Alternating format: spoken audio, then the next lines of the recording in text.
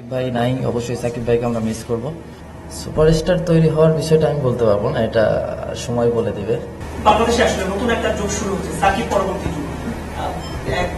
সেক্ষেত্রে আসলে দায়িত্বটা আপনাদের উপরে, আপনারা সহ যারা আছেন, চাপটা টের পান কি আর দায়িত্বটা নিতেও প্রস্তুত কি?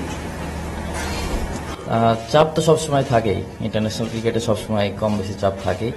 তো চাপটা যদি মাথায় কাজ করে তাহলে আমার মনে হয় না যে পারফর্মটা আমরা ওইভাবে করতে পারবো। আমাদের সবসময় ফোকাস থাকে আমাদের প্রসেসের দিকে, আমরা কিভাবে পারফর্ম করতে পারবো, কিভাবে আমাদের আলটিমেট রেজাল্ট আমাদের পরে আসবে, আমরা সবসময় দিকেই ফোকাস করি। সাকিব ভাই নাই, অবশ্যই সাকিব ভাইকে আমরা মিস করব, কিন্তু আমাদের এখান থেকে একদিন না একদিন তো সবাইকে যেতেই হবে। তো আশা করি যে আমরা এখান থেকে খুব ভালোভাবে ওভারকাম করব। সুপারস্টার তৈরি হওয়ার বিষয়টা আমি বলতে পারবো না, এটা সময় বলে দিবে। দিন শেষে আগে পারফর্মটা করাটাই ম্যাটার করে।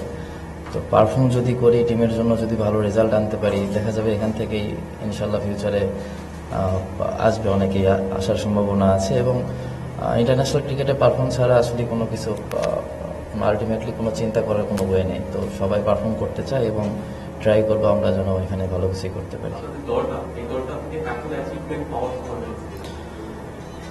অবশ্যই দল অনেক ভালো আছে।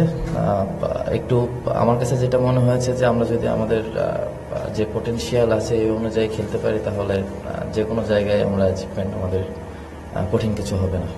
আমি মনে করি টিম আমাকে যেখানে যখন যেখানে নামাবে আমি টিমের জন্য ওইটাই ট্রাই করব, যে টিমকে দেওয়ার জন্য কন্ট্রিবিউট, যেখানেই ফিল্ডিং করে হোক ব্যাটিং করে হোক যেভাবে হোক আমি চাই যে টিমকে কন্ট্রিবিউট।